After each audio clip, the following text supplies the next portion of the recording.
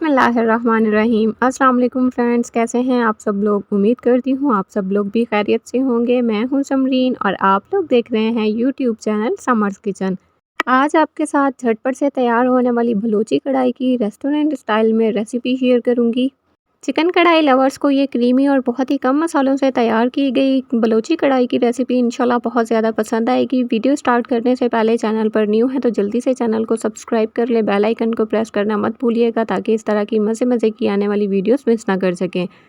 चलें recipe start करते हैं। सबसे पहले एक पैन में आधा कप ऑयल शामिल करेंगे और एक मीडियम साइज़ का चॉप किया हुआ प्याज इसमें शामिल कर देंगे। प्याज को मीडियम फ्लेम पर फ्राई करेंगे सॉफ्ट होने तक। जैसे ही प्याज सॉफ्ट हो जाए तो इसमें 7 से 8 बड़े जवे लहसुन के शामिल करेंगे। 1 से 1.5 इंच का टुकड़ा अदरक का शामिल कर देंगे बारीक चॉप किया हुआ और इन्हें भी थोड़ी देर के लिए फ्राई कर लेंगे। जब ये दोनों चीज़ें भी अच्छे से फ्राई हो जाएं तो आपने 2 बड़े साइज़ की हरी मिर्चें इसमें चॉप करके शामिल करनी है। मिर्चों को आपने बाद में ही डालना है क्योंकि मिर्चें बहुत जल्दी फ्राई हो जाती हैं। प्याज का कलर आप लोगों ने बिल्कुल चेंज नहीं करना। जब ये सारी चीज़ें फ्राई हो जाएं तो आपने इन्हें निकाल कर 1/3 कप पानी शामिल करके इसका एक फ़ाइन पेस्ट तैयार कर लेना है। और बलूची कढ़ाई के लिए आपने साबित अदरक लहसुन का इस्तेमाल करना है, पेस्ट का इस्तेमाल आपने बिल्कुल नहीं करना। अब हम उसी सेम ऑयल में 500 ग्राम बोनलेस चिकन ब्रेस्ट शामिल करेंगे और इसे आपने दरमियाने पीसेस में कट कर लेना है। चिकन को आपने ऑयल में फ्राई करना है, चिकन का कलर चेंज होने तक और चिकन का अपना पानी ड्राई होने तक। अब हम इसमें 1 टीस्पून नमक शामिल करेंगे। नमक आप अपने टेस्ट के हिसाब से भी शामिल कर सकते हैं। आधा टेबल स्पून इसमें धनिया पाउडर शामिल कर देंगे और 1 टीस्पून इसमें ज़ीरा पाउडर शामिल करेंगे। अब इसमें आधा टेबल स्पून हाथों में क्रश की हुई सूखी मेथी शामिल कर देंगे और 1 टेबल स्पून इसमें कुटी हुई लाल मिर्चें शामिल करेंगे। अब जो हमने पेस्ट तैयार किया था फ्राई चीज़ों का वो इसमें शामिल कर देंगे। इस तरह से पेस्ट शामिल करने से कढ़ाई का टेस्ट दुगना हो जाता है। अच्छे से इसको मिक्स कर लेंगे और मसालों को कवर करके 5 से 8 मिनट के लिए मीडियम फ्लेम पर कुक कर लेंगे।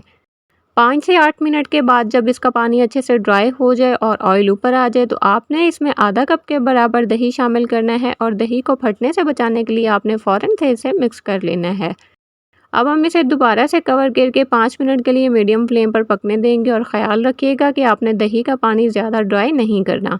अब एक बार इसे अच्छी तरह से हिला लेंगे और इसमें 1/4 कप के बराबर हैवी क्रीम शामिल करेंगे। आप लोग इसमें फ्रेश क्रीम का इस्तेमाल भी कर सकते हैं और अच्छे से इसको मिक्स कर लेंगे और बस आपने इसे 1 से 2 मिनट तक के लिए पका लेना है। अब इसमें लंबाई में कटा हुआ अदरक शामिल कर देंगे। 4 से 5 आपने हरी मिर्चों को दरमियान में से कट करके शामिल करना है और थोड़ा सा हरा धनिया इसमें शामिल करेंगे और अच्छे से इसको एक दफ़ा मिक्स कर लेंगे।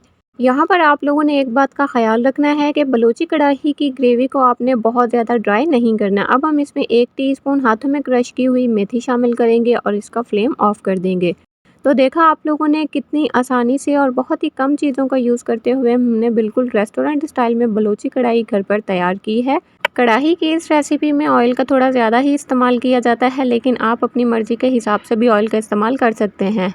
बलूची कढ़ाई की इस रेसिपी को आप लोग रोटी, नान, पराठे के साथ सर्व कर सकते हैं। मुझे पूरी उम्मीद है कि आपको मेरी आज की ये रेसिपी बहुत ज़्यादा पसंद आई होगी। अगर आप लोगों को मेरी आज की वीडियो अच्छी लगी हो तो इसे आप लोगों ने ज़्यादा से ज़्यादा लाइक करके शेयर करना है फ्रेंड्स में और फैमिलीज़ में, ताकि ज़्यादा से ज़्यादा लोग इसे ट्राई कर सकें।